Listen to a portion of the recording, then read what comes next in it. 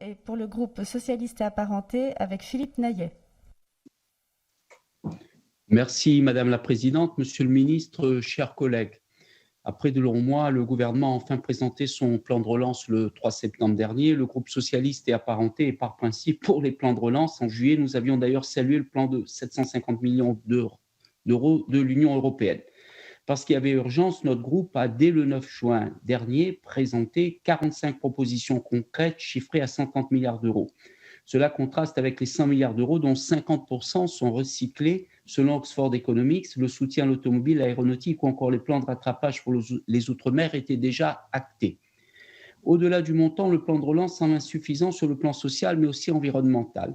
En effet, outre les effets d'annonce sur le fléchage de 30 milliards d'euros à l'écologie, se cache un certain nombre de contradictions. Par exemple, 70% des aides font la part belle à des secteurs pas particulièrement vertueux d'un point de vue environnemental et sans condition, plus de do not harm pour la France, donc, alors qu'elle a été la devise des 27.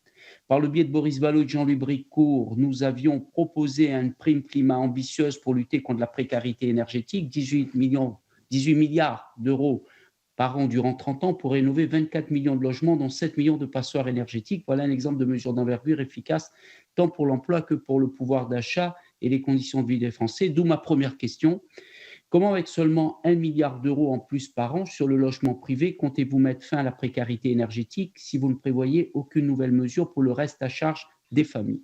Ma deuxième question concerne les inquiétudes des ultramarins concernant la part du 1,5 milliard d'euros du plan relance des outre-mer.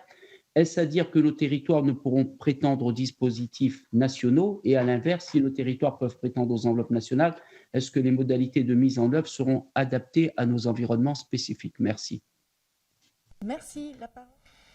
Philippe Naillet, vous m'avez posé une question tout à fait essentielle sur l'outre-mer. Je pense qu'il ne faut pas regarder les enveloppes spécifiques qui sont fléchées pour l'outre-mer. Parce que l'outre-mer peut bénéficier de l'intégralité des mesures qui se trouvent dans le plan de relance.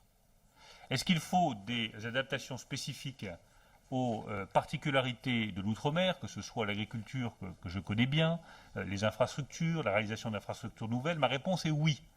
Parce que si nous voulons être efficaces, nous avons besoin d'adapter la mise en œuvre à certaines particularités des Outre-mer pour être plus efficace.